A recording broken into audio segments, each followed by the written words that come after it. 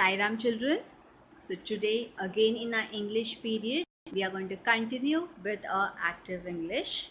Yes, last class we did active English chapter 5, we did the part 1. Yes, today we are going to do part 2. We are going to continue with part 2. Last week we learned about framing sentences. Yes, only if the sentences make sense. If the group of words put together makes sense, then it is a complete sentence. We also learned about subject and predicate. Today we are going to learn something very different. Okay, we are going to learn about changing the sentences. Children, sentences can be written in two ways, either direct speech or as an indirect speech. By direct speech, I mean it's a real actual conversation between two people. When two people are talking or conversing, the actual words as it is, if we write, it is direct speech. Okay, so direct speech, you have message of the speaker is conveyed in his own actual words without any change, and it is always written in inverted commas. Okay, the conversation, if we write it as it is always written in inverted commas, and this is direct speech. For example, if I say Miss Das said, then there's a comma here, then open inverted commas, stand up Mohan, and close inverted commas. So the sentence is Miss Das said, stand up Mohan. So this is the actual conversation between Miss Das and Mohan. Miss Das is instructing Mohan to do something. Yes, it's the actual conversation. The two of them are talking with each other. So it's a direct speech, and when I'm writing this, there is no change in the words. Whatever Miss Das is saying, we have written it just like that. So we have put it in inverted commas. I repeat, Miss Das said, stand up Mohan. Okay, one more example. Miss Rao said, you must sweep the floor, Prem. Now this is a conversation between Miss Rao and Prem. Miss Rao is talking to Prem and she's telling Prem, you must sweep the floor, Prem. Right? So again, here it's a direct speech. It's written in inverted commas. Whatever she's told Prem, as it is, without making any changes, we have written here. Now, indirect speech, I said there are two ways of writing it, direct speech and indirect speech. When I'm going to write it in indirect speech, then the statements are not written as it is, but the sentence will not be in inverted commas and the verb will be in past tense. When I have to change the sentence into indirect speech, it will not be the same. I will change the sentence. There will be no inverted commas, and the verb that is there, action word that is there, will be in the past tense. Okay. Now let's see the example. The same example that we saw earlier. Miss Das said, stand up Mohan, was direct speech. Now I have changed it into indirect speech. Miss Das told Mohan to stand up. So the subject, Miss Das, whom is she telling? Whom is she talking to? Mohan. So Miss Das told Mohan, what did she want Mohan to do? She wanted Mohan to stand up. So Miss Das told Mohan to stand up. This is indirect speech. That means Miss Das and Mohan, they were talking. Now what they were talking, I am telling you. So that conversation is already over. The talk between them is already over, and now I am reporting it to you. Ki Miss Das had told Mohan to stand up, right? So I am reporting what they were talking. So this is indirect speech. Yes. The next, Miss Rao told Prem to sweep the floor. What was the speech? Direct speech. Miss Rao said, sweep the floor, Prem. Yes, what did they talk? Miss Rao said, sweep the floor, Prem. Now I am reporting it to you. What did they talk? I am telling you that. So I am telling you it. Miss Rao told Prem to sweep the floor. Miss Rao told Prem to sweep the floor. Understood, children? We are learning direct speech and indirect speech. Indirect speech, it is the actual conversation between two people. Two people are talking, that is written as it is. It is written in inverted commas. Okay? But when I'm going to change it into indirect speech, it is that talking is already over and I am informing you about it. I am informing you, or I am reporting it to you what they both were talking, right? So I am going to tell that to you. It's an indirect speech. Here there will not be any inverted commas and the verb will be written in past tense. So it was Miss Das told Prem. So told is the past tense of tell. Yes. Miss Rao told Prem. Miss Das told Mohan. Yes. So told is the past tense. So indirect speech is always in past tense. Why in past tense? Because the direct speech that happened between them, it's over. After hearing that, now I am telling it to you. Ki Miss Das told Mohan this. Miss Rao told Prem that. So now I'm informing you, or I'm reporting to you, right? So direct speech is actual conversation between two people and you will write it in inverted commas. Indirect speech is that you're informing about something that is already over. We will not write it as it is. We will change it. The verb will be in past tense and there will not be any inverted commas. Understood, children? Is it clear? Yes.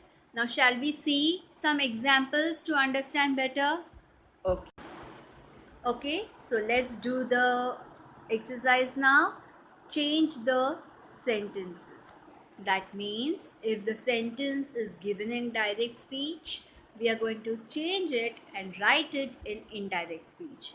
And for that, what should we do?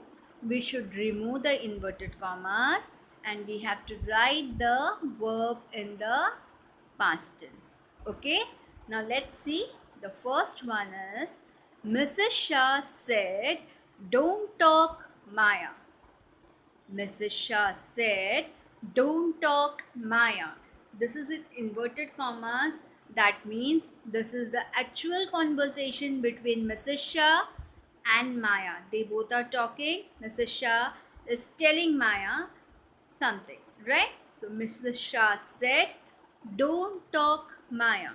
Now, if I'm coming to you all and reporting this to you, it becomes indirect speech, right? This conversation is over. Now I'm telling you about the conversation that is over. So I'll be telling you in past tense and that will be my indirect speech. So I'll remove the inverted commas and rewrite the sentence as Mrs. Shah told Maya not to talk. Mrs. Shah told Maya not to talk. Right, children? This is indirect speech. Direct speech was Mrs. Shah said, don't talk, Maya. It is the actual conversation between Mrs. Shah and Maya. Now, I am telling you all what is already over. The conversation is already done. So, I am telling you in past tense. So, the indirect speech is always in past tense. Mrs. Shah told Maya not to talk. Is it clear, children?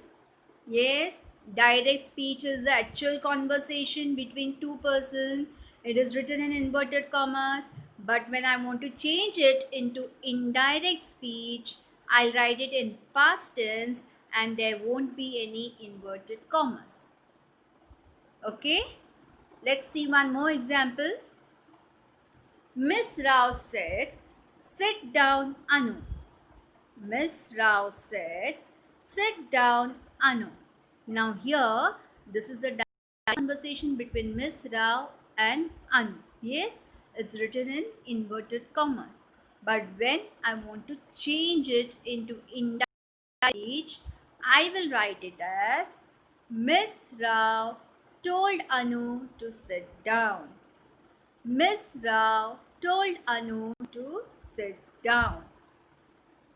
Yes, children, getting it? What is direct speech? What is indirect speech? Yes? Okay, let's see some more examples. Mr. Rao said, "Don't talk, Raj." Mr. Rao said, "Don't talk, Raj."